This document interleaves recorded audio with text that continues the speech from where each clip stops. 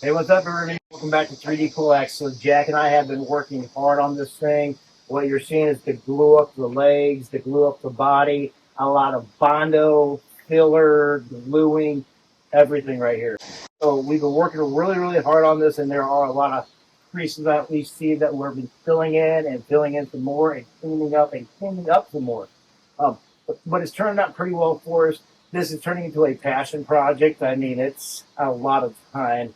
uh, I did film a lot of things where it came to us bondoing this and doing the filler and gluing it up. If you'd like to see those videos, let me know because that's a lot of footage. Either I can put it out or I just put it on the cutting room floor. But it's turning out really, really nice. We've been filming the whole process. We just started doing the black sandable primer right now, and that turns out to look a little bit cooler than just the gray one. But it's turned out really, really nice. But tell me what you want to see where it comes to comments, man, because this thing is just starting to come along. I mean, do you have any comments about it, Jack? Nope. Nope. So yeah, so this is a passion project.